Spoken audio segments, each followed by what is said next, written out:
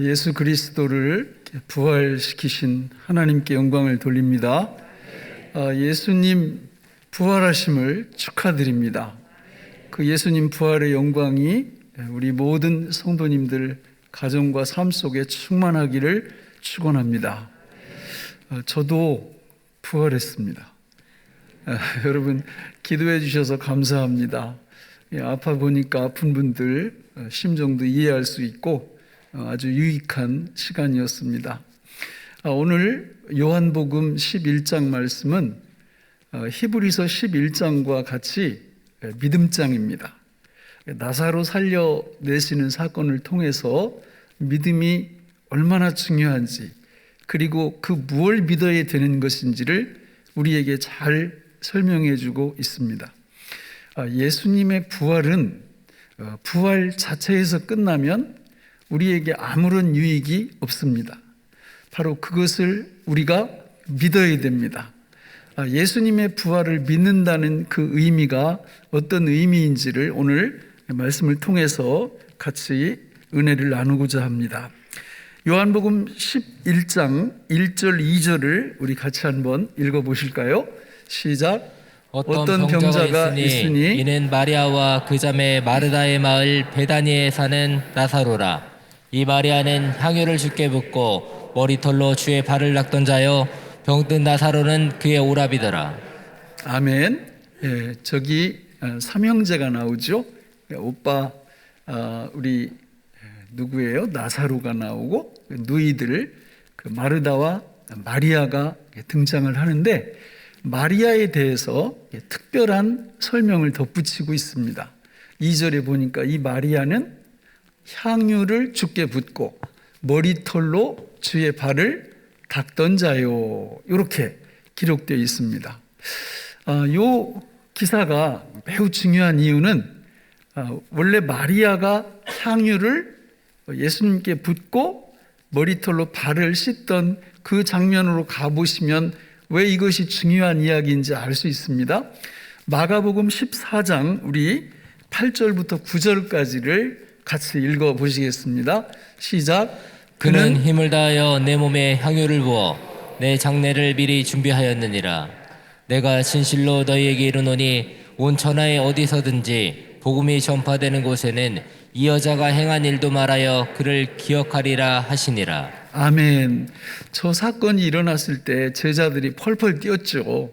300데나리온이나 되는 이 비싼 향유를 왜 예수님 몸에 부어서 허비를 하느냐, 이렇게 제자들이 막 이 마리아를 비난할 때 우리 예수님께서 정작 하신 말씀은 비난하면 안 된다.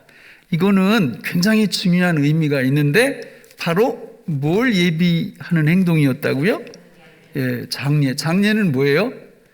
죽음입니다. 죽음. 이게 참 놀라운 일이에요. 마리아가 그때 그 의미까지 알지는 못했을 거예요. 내가 이걸 예수님께 부어드리는 게 예수님의 죽음을 상징하는 거다, 이렇게 마리아가 알고 붓지는 않았지만 예수님께서 그거를 자기한테 그렇게 적용시키시는 겁니다. 지금 이 향유가 내게 쏟아 부어지면 내 죽음을, 내 장례를 예비하는 거다, 이렇게. 그러면 장례는 다른 사람 같으면 장례로 끝나는데 우리가 압니다. 예수님은 장례에서 끝나지 않으셨어요. 그렇죠? 어디까지 이어졌습니까? 부활까지 이어졌습니다. 그러니까 결국 이 마리아의 행위는 예수님의 죽음과 부활을 상징하는 아주 중요한 의미가 있었고, 그래서 예수님은 앞으로 이 땅 위에서 복음이 전파되는 곳마다 이 사건, 다시 말하면 나의 죽음과 나의 부활 이야기가 이 여인의 헌신하는 행동과 같이 더불어서 전파될 거다, 이렇게 말씀을 하신 겁니다. 여러분, 기독교 신앙에 있어서 가장 중요한 핵심은 바로 예수님의 죽음과 부활입니다. 왜냐하면 여러분, 원래 사람이 왜 죽어요? 죄 지었기 때문에 죽습니다. 그러니까 죄가 없으면 죽을 필요가 없습니다. 지금도 수많은 사람들이 죽어나가고 있어요. 어떤 이유로든지 간에, 뭐 전쟁이든 기근이든 아니면 전염병이든, 그러나 중요한 거는 그 죽음의 궁극적인 원인은 죄입니다. 죄의 싹은 사망이기 때문에 누구든지 죄를 지으면 죽게 되어 있습니다. 근데 성경에 보면 의인은 하나도 없고 이 땅 위에 존재하는 모든 사람들은 다 죄인이다, 이렇게 선언을 했습니다. 그러니까 모든 사람이 다 반드시 죽는 것입니다. 죄 때문에. 그런데 놀라운 일이 벌어졌어요. 이 땅 위에 오신 예수님은 죄인이 아니에요. 유일하게. 그런데 그분이 죽어요. 그러니까 이 죽음은 전혀 다른 특성을 갖고 있는 죽음입니다. 성경에서 말씀할 때 그래서 이 예수님의 죽음을 대속의 죽음이라 이렇게 말씀해요. 대신 죽는 죽음이라고요. 예수님의 잘못 때문이 아니라, 예수님의 죄 때문이 아니라 예수님 이외에 다른 사람들의 죄 때문에 죽는 죽음으로 성경에서 말씀합니다. 그래서 여기 위대한 일이 벌어져요. 이 예수님을 믿는 사람마다 죽지 않는데요. 여러분, 죄를 지었는데도 다 죽어야 되는데 죄를 지은 사람들이 이 예수님의 죽음과 부활을 믿게 되면 죽지 않는데요. 이거를 성경에서 복음이라 말합니다. 이 놀라운 복음, 여러분, 이 복음이 오늘 이 요한복음 11장에서 우리한테 전해주고 있는 귀한 말씀이죠. 이 복음을 바로 여기 나사로의 누이 동생이었던 마리아가 자기 향유를 예수님께 부음으로 이 복음을 미리 알려주는 역할을 한 겁니다. 예수님의 죽음과 부활을 미리 알려주는 역할을 한 겁니다. 그런데 이 가정에 아주 놀라운, 아주 큰 슬픔이 닥쳤습니다. 우리 3절 4절 같이 읽어보실까요? 시작. 이에 그 누이들이 예수께 사람을 보내어 이르되 주여 보시옵소서, 사랑하시는 자가 병들었나이다 하니, 예수께서 들으시고 이르시되 이 병은 죽을 병이 아니라 하나님의 영광을 위함이요 하나님의 아들이 이로 말미암아 영광을 받게 하려 함이라 하시더라. 자, 나사로 이 오빠가 죽을 병에 딱 걸리자 이 누이들은 즉각 사람을 누구한테 보냅니까? 예수님께 보냅니다. 평소에 좋은 교제 관계가 있었던 것 같아요. 우리는 여기서 참 중요한 그 통찰력을 하나 얻을 수 있어요. 우리가 이 땅에서 살면서 예수를 믿는 저와 여러분들은 다 하나님의 자녀들인 줄로 믿습니다. 우리 삶 속에서 어떤 일이든지 벌어졌을 때 이 마르다 자매처럼 그 일을 예수님께 보내서 알릴 수만 있다면 그것도 즉각 믿음에 굉장히 성숙함에 이르렀다고 봐도 좋습니다. 제 개인적으로 보면요, 이게 참 쉽지 않아요. 삶 속에서 큰 문제가 일어나잖아요. 그러면 이거를 갖고 내가 먼저 어떻게 해결하지? 이거를 어떻게 처리해야 되지? 그리고 고민하고 하다 안 되면 원망도 하고 불평도 하고 근심도 하고 이렇게 하다가 주님이 생각이 나요. 그래도 그 정도에서 생각나면 그래도 믿음이 좀 있는 거예요. 근데 어떤 때는요, 거기까지 가도 생각이 안 나요. 주님께 이걸 알아야 되겠다는 생각이. 그리고 언제 가서 생각나냐면 그 문제 때문에 아예 깔아져 버려요. 그러니까 시험에 푹 잠깁니다. 그때 비로소 아니 지금 내가 뭐 하고 있는 거야? 그러니까 이렇게 생각이 나는 거예요. 이 정도 되면은 이건 A, B, C 중에 한 C쯤 되는 거예요, 믿음이.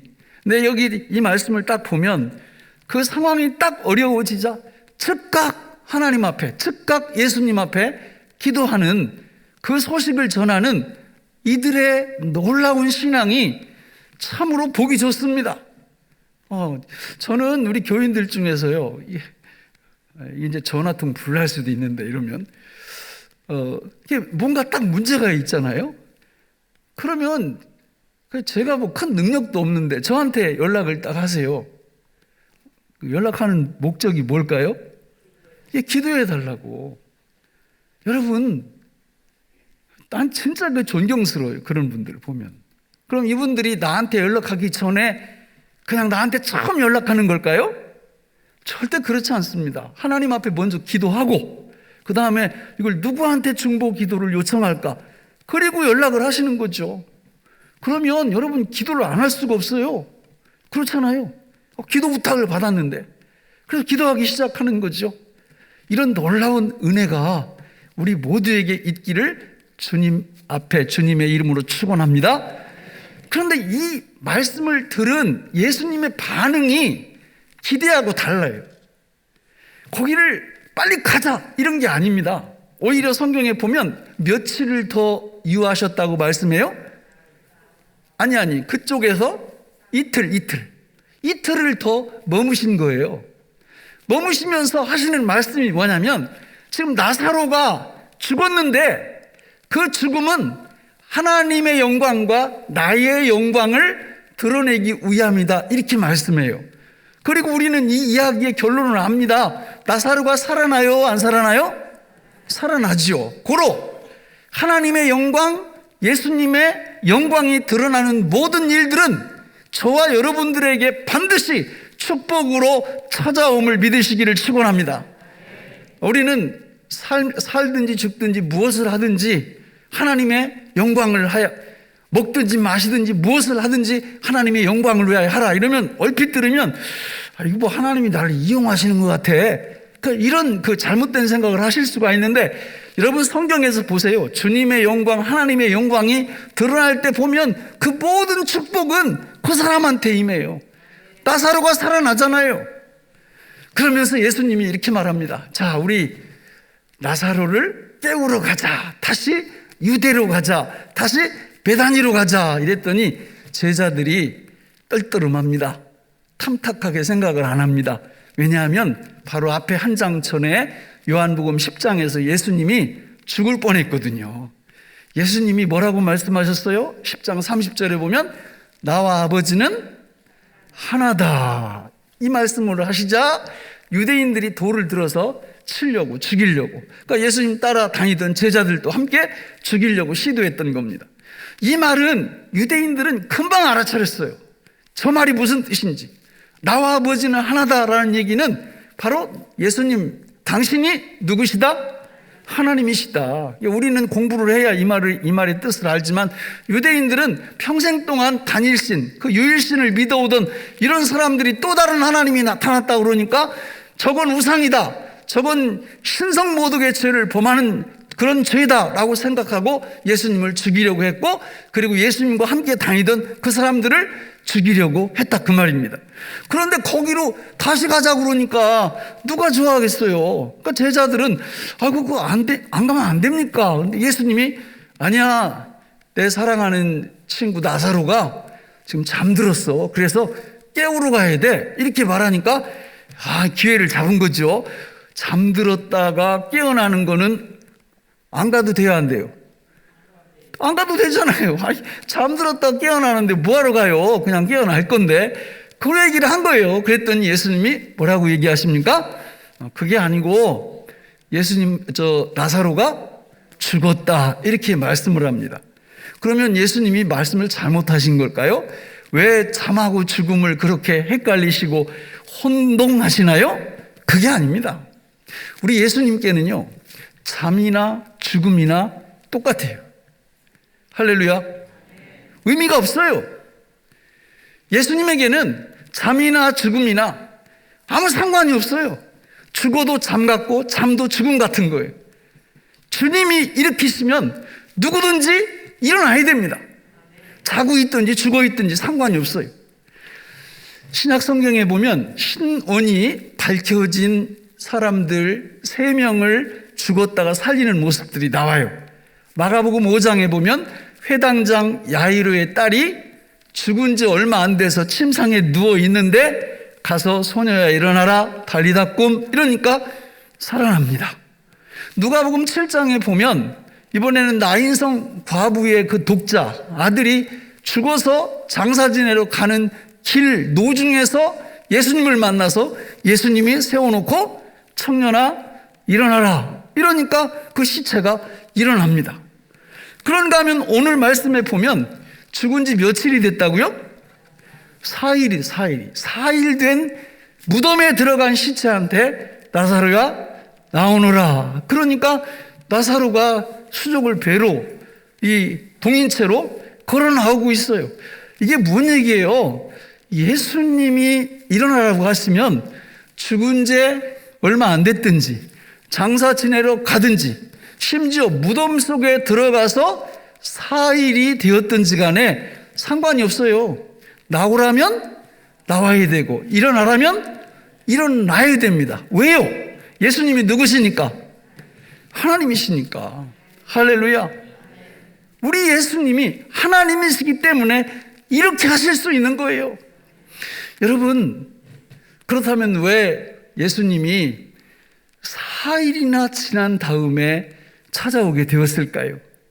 그 4일을 기다리면서 이 나사로의 누이들의 마음은 어땠을까요?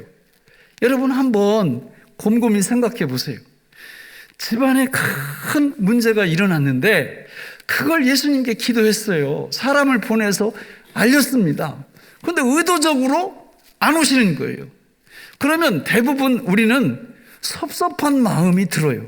응답이 없으니까. 실제로 본문에 봐도 여기 나사로의 두 누이들이 마르다와 마리아가 굉장히 섭섭해하고 있어요.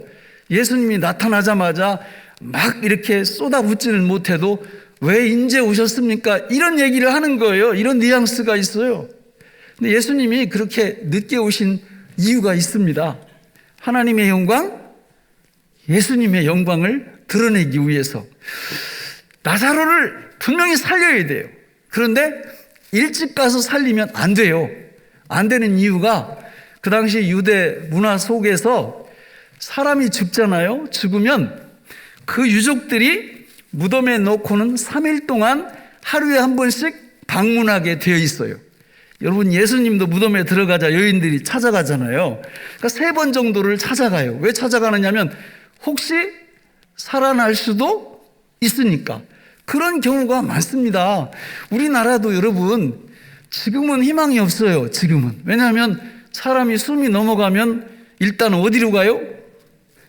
병원, 거기 냉장실로 들어가요. 냉장실로. 그래서 옛날에는요, 집에서 장례 치를 때는요, 3일장, 5일장 이렇게 할 때 이 병풍 쳐놓고 방 뒤에다가 이렇게 그대로 이렇게 뉘어놓거든요. 근데 하루 지나서 벌떡 일어나는 분들이 많아요. 근데 요즘은 아예 그런 희망이 없다니까요. 그냥 숨 안 쉬면 어디로 데리고 간다고요? 냉장실로 들어가니까 일어나도 소용없어요. 누가 밖에서 문 열어줄 사람도 없고 그냥 천국 가셔야 됩니다. 근데 이 유대에도 그런 일들이 많이 있었다 그 말이에요. 그래서 이 유족들이 하루에 한 번씩 아침마다 그 무덤을 가서 무덤을 이렇게 열어보고, 무덤도 그래요. 우리나라 무덤은, 옛날 무덤은 다 매장이잖아요. 그죠? 매장이니까 한번 들어가면 끝이에요. 근데 유대 무덤은 여러분 가보신 분은 아시겠지만 대부분 이렇게 굴이 있어요. 굴이 있고 이 돌로 문을 막아놓고 그 안에 보면 시체가 한 명만 있는 게 아니라 자기 열조에 그 조상들의 뼈가 다 추려서 상자 속에 다 들어있어요. 이렇게 켜켜로 이렇게 쭉 쌓아놨습니다. 그래서 성경에 보면 누가 죽어서 자기 열조에게로 돌아갔더라 이런 표현이 나오는데 그 같은 무덤에 들어갔다 그런 표현이에요. 그러니까 거기를 날마다 하루에 한 번씩 3번을 가서 확실히 죽었나 이거를 3일 동안 확인을 합니다. 또 그 BC 3세기경의 그 유대 문서를 보면은 이런 말이 있어요. 이건 미신입니다. 미신. 그러니까 이 죽은 영혼도 3일 동안 계속 무덤을 찾아온답니다. 그러니까 3일 동안 무덤을 찾아와서 기회만 있으면 자기 몸으로 그 영혼이 들어가려고 시도를 한대요. 그러다가 이틀 3일 지나면 시신이 부패하고 얼굴색이 부패하고 이러면 포기를 하고 이제 갈 곳으로 간다는 이런 미신이 있었어요. 그러니까 예수님이 만약에 지금 나사로를 특별한 목적이 있어서 살리려고 하는데 3일 전에 살려내면 사람들이 뭐라고 하겠어요? 아, 그거 뭐 그럴 수도 있지. 예수님이 살린 게 아니고 그냥 원래 기절했었는데 그렇게 살아났나 보다. 이렇게 말할 가능성이 있기 때문에 이 중요한 목적이 있는 나사로를 살리는 이 일에 있어서 예수님은 충분한 시간을 두고 4일이 지난 후에 찾아오셨다라는 겁니다. 사랑하는 성도 여러분, 우리가 하나님 앞에 문제가 생겨서 기도를 하면 우리의 기도가 몇 프로 응답이 됩니까? 객관식으로 문제를 내볼까요? 구하라 그리하면 너희에게 20%를 응답해 주실 것이요. 1번 30%, 3번 50%, 4번 100%. 100%입니다. 100%. 우리가 하나님 앞에 기도하는 건요, 아니 거기 어디 뭐 20%, 30%, 50% 있어요? 구하면 다 주신다고 했고, 그렇잖아요. 100% 주신다고 그랬어요. 그런데 지금 마르다와 마리아가 하나님 앞에 기도를 했는데도 응답이 안 되는 거예요. 무덤에 들어간 지 4일이 지났는데도. 우리에게도 마찬가지입니다. 우리가 하나님 앞에 기도하면요, 하나님께서 웬만한 건 다 들어주셔요. 응답해 주십니다. 할렐루야. 그런데 어떤 기도 제목들은요, 이게 응답이 안 돼요. 4일 아니라 4달이 지났는데도, 어떤 건 4년이 지나도. 여러분, 이때 우리가 잊지 마셔야 될 게 있어요. 하나님이 안 들어주시는 게 아니라 하나님의 영광을 위하여, 예수님의 영광을 위하여, 우리의 축복을 위하여 가장 좋은 때를 하나님이 아시는 줄로 믿습니다. 하나님은 우리에게 일어나는 모든 일들을 다 알고 계세요. 이따 보시겠지만 놀라운 주님의 사랑이, 여러분 우리를 얼마나 사랑하시느냐면 당신의 아들을 주시기까지, 십자가에 매다시기까지 저 여러분들을 사랑하시는 분이 하나님 아버지인 줄로 믿습니다. 여러분 걱정하실 게 없어요. 그래서 우리는 오늘 본문에 보면 우리 주님이 아주 당신의 부활 이야기를 하면서 아주 중요한 말씀을 하시는데, 우리 25절, 26절 같이 한번 읽어보겠습니다. 시작. 예수께서 이르시되 나는 부활이요 생명이니 나를 믿는 자는 죽어도 살겠고 무릇 살아서 나를 믿는 자는 영원히 죽지 아니하리니 이것을 내가 믿느냐. 아멘. 맨 끝에 뭘로 끝나요? 이것을 내가 믿느냐. 안 믿으면요, 앞에 말씀하신 내용이 다 허사가 되는 거예요. 앞에 뭐라고 말씀하셨어요? 예수님이 나는 부활이요 생명이니 나를 믿는 자는 죽어도 살겠고 무릇 살아서 나를 믿는 자는 영원히 살리니 이것을 네가 믿느냐. 우리는 뭐라고 대답해야 돼요? 아멘이라고 대답해야죠. 우리는 이 땅 위에서 살면서 저는 수도 없이 믿음 고백을 자주 하라고 말씀을 드렸어요. 예수님, 내가 주님을 믿습니다. 그러면 질문을 해보세요. 스스로한테. 뭘 믿는다는 거예요? 예수 믿음이 그렇게 중요한데 예수님의 뭘 믿는다는 거예요? 답해보세요, 속으로. 거기에 답이 줄줄줄 이렇게 나와야 돼요.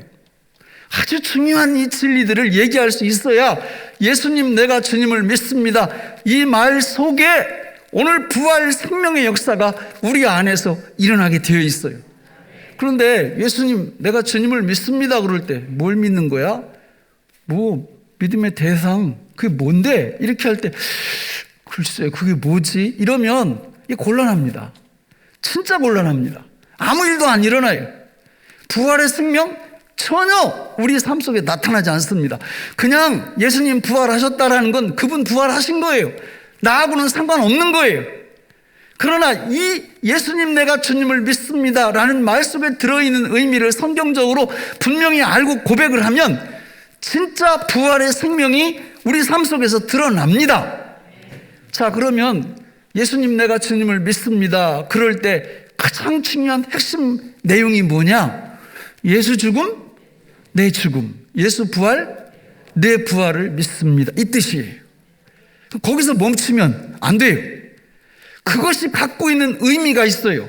그게 뭐냐면 그 부활하신 주님이, 예수님이 내 안에 들어오셔서 나와 함께 살아주심을 믿는다는 고백이에요. 할렐루야. 이게 얼마나 엄청난 일인지 아십니까? 이거의 의미를 우리가 알아야 되는 거죠. 이게 삼동인데 이 삼동의 의미, 동거, 동행, 동역의 의미를 알아야 되는 거죠. 여러분, 요한복음에는 예수님이 구약 성경에서 출애굽기 3장에서 말씀하셨던 것처럼 나는 스스로 있는 자 아니라, 이런 표현을, 이런 고백을 7번이나 예수님이 하셔요. 예수님 자신도 하나님이심을 그렇게 표현하는 겁니다. 그 중에서 오늘 내용도 들어가는 거예요. 나는 부활이요 생명이니. 무슨 얘기냐면 예수님이 내 안에 들어오셔서 나한테 뭐가 되어주신다는 거예요? 부활이 되어주시고 생명이 되어주신다는 거예요. 할렐루야. 그걸 믿는 거예요. 주님이 내 안에 오셔서 나를 살아주시면서 내 안에서 그분이 나의 부활이 되어주시고 나의 생명이 되어주신다는 거. 하나 얘기한 거예요. 맨 처음에는 나는 생명의 떡이니 이렇게 말씀합니다. 그럼 그분이 내 안에서 생명의 떡으로 살아주시는 거예요. 배 안 고프죠? 우리 영혼이 배 안 고프죠? 그분이 나는 생명의 빛이라. 그러면 내 안에서 예수님이 생명의 빛으로 살아주시는 거예요. 오늘 말씀 나는 부활이요 생명이니 그분이 내 안에서 부활이 되어주시고 내 안에서 생명이 되어주시는 거예요. 요한복음 14장 6절에 보면 내가 곧 길이요 진리요 생명이니 예수님이 내 안에서 길이 되어주시고 내 안에서 진리가 되어주시고 내 안에서 생명이 되어주시는 거예요. 이걸 믿는 거예요. 이걸. 성경에 여기서 멈출까요? 아니에요. 여러분, 창세기부터 요한계시록까지 이 얘기로 꽉 차 있습니다. 고린도전서 1장 30절 이하에 보면 우리는 하나님으로부터 나와서 예수 안에 있고 예수는 하나님으로부터 나와서 우리에게 지혜와 의로움과 거룩함과 구원함이 되셨다. 기가 막힌 얘기 아니에요. 내 안에 살아주시는 우리 예수님이 지혜가 그분이 나의 지혜예요. 지혜로 살아주세요. 그분이 나의 구원함으로 살아주세요. 그분이 나의 의로움으로 살아주세요. 여러분, 그래서 예수 그분이 우리의 전부가 되는 겁니다. 이 예수님을 우리가 예수님 내가 주님을 믿습니다 그럴 때 예수 죽음 내 죽음 예수 부활 내 부활 부활하신 주님이 내 안에 오셔서 살아주시며 삼동할 때 그 갖고 있는 풍성함, 이게 얼마나 풍성한지 우리 삶 속에 우리 삶을 다 뒤집어 놓는 거예요. 이 부활절 아침에 여러분 부활절 예배를 드리면서 이 예수님의 부활 생명이 우리 안에서 작동하고 우리 안에서 그분의 부활 생명이 움직이고 나를 살아주시고 나를 경험하게 하시고 나를 체험하게 하시는 이 놀라운 역사가 있어야 될 줄로 믿습니다. 그래서 우리 주님이 오늘 말씀 15절을 보세요. 나사로를 그냥 살리신 게 아니에요.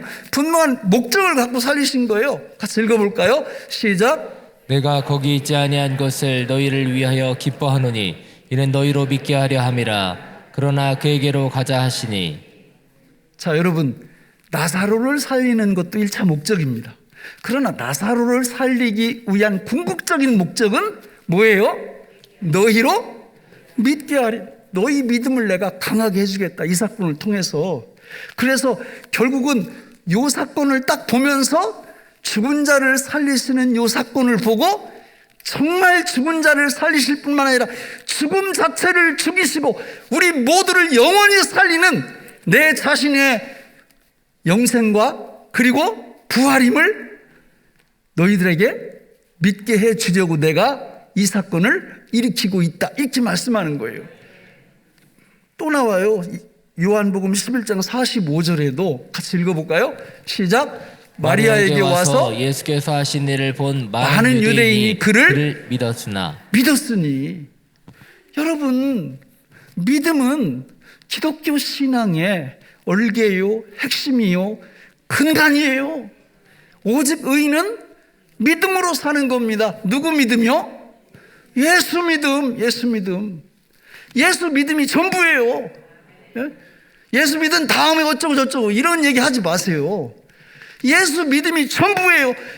예수 믿음이 전부고 그 예수 믿음 전부로 우리가 집중할 때 예수님의 부활의 생명이 우리 안에 들어오게 되고 예수님 부활하신 그분이 우리 안에 들어오게 되고 그분이 우리 안에서 모든 것이 다 되어주시는 거예요. 그 진리를 믿는 것, 그 진리를 믿게 될 때 우리는 예수님의 부활이 그냥 우리 머릿속에 지식 속에 이런 부활이 아니라 우리 심령 속에, 우리 삶 속에 진짜 그분의 부활 생명이 나타나는 놀라운 은혜가 우리 삶 속에 충만해질 줄로 믿습니다. 그래서 고린도 후서 13장 5절에 보면 이런 말씀이 있어요. 너희는 믿음 안에 있는지 너희 자신을 시험하고 너희 자신을 확증하라. 예수 그리스도께서 너희 안에 계신 것을 너희가 알지 못하느냐. 그렇지 않으면 너희는 버림받은 자니라. 이렇게 말씀합니다. 그 부활하신 예수님이 우리 안에 오셔서 나를 살아내 주시는데 그게 너무 엄청난 거예요. 우리는 그걸 믿는 겁니다. 그걸 믿게 될 때 내가 그걸 믿어서 부활 생명이 내 삶 속에서 실제로 나타나는지 안 나타나는지 테스트해 볼 수 있는 근거가 있어요. 그게 뭐냐면 여러분, 내 안에 오셔서 그분이 나를 살아주시고 나와 동거해 주시고 나와 동행해 주시고 나와 동역해 주시는 거를 한마디로 얘기하면 이게 뭐예요? 나와 함께 하시는 거죠. 나와 함께 하시는 거죠. 구약 성경에 보면요, 하나님이 이 축복의 말씀을 엄청 하세요. 내가 너와 함께 하리라, 함께 하리라. 함께 하면 나타나는 증거가 나와요. 우리 이사야 41장 10절 다 외우시죠? 같이 외워볼까요? 시작. 두려워 말라, 내가 너와 함께 함이니라. 놀라지 말라, 나는 내 하나님이 됨이니라. 내가 너를 굳세게 하리라. 참으로 나의 오른손으로 너를 붙들리라, 너를 도와주리라. 이렇게 말씀하죠. 그러니까 두려워하지 말라, 내가 너와 함께한다. 주님과 함께 부활하신 주님을 내 안에서 살아주심으로 내가 그분을 믿게 되면요, 뭐가 사라진다? 두려움이 사라집니다. 신명기 20장에 보면 네 가지를 쭉 나오고 있죠. 겁두, 떨, 놀. 그죠? 주님이 그렇게 말씀하세요. 내가 너와 함께 하니까 겁내지 말라, 두려워하지 말라, 떨지 말라, 놀라지 말라.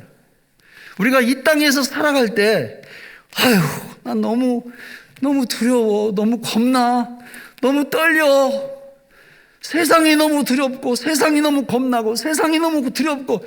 여러분, 그냥 간단합니다. 뭐가 안 나타나고 있는 거예요? 함께 하심, 부활 생명이 우리 안에서 역사하지 않으세요. 그러면 두려워하는 거예요. 그러면 떠는 겁니다. 놀라는 겁니다. 그러나 예수님, 내가 주님을 믿습니다. 그럴 때 쭉 나가요. 예수 죽음, 내 죽음, 그 부활하신 예수 부활, 내 부활, 그 부활하신 예수님이 내 안에 살아주심을 믿습니다.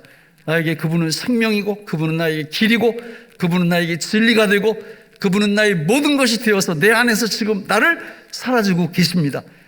그분은 나와 삼동하십니다. 이 진리를 딱 믿게 되면요, 여러분, 정말 신기할 정도로 두려움이 사라져요.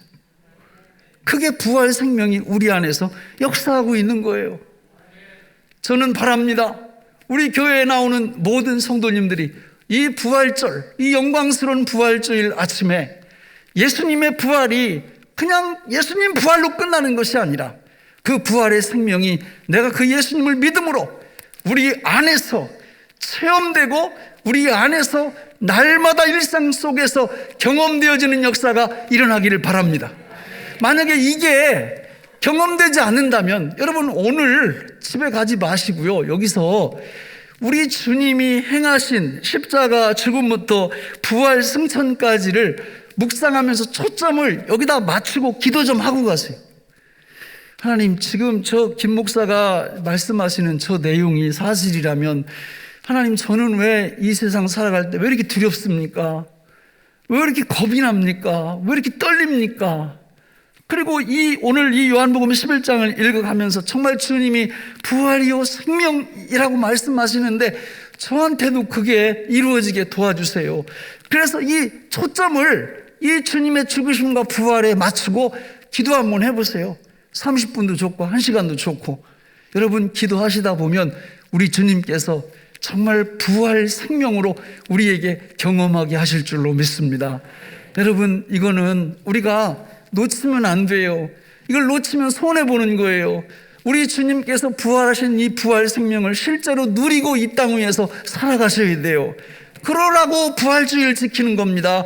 그러려고 이 부활주일에 이 말씀을 선포하는 겁니다. 이 놀라운 은혜와 축복이 우리 모두에게 임하기를 예수님의 이름으로 축원합니다. 기도하겠습니다. 하나님 아버지, 오늘 우리에게 주신 이 말씀이 생명의 양식이 되게 하여 주옵소서. 예수님의 이름으로 기도하옵나이다. 아멘.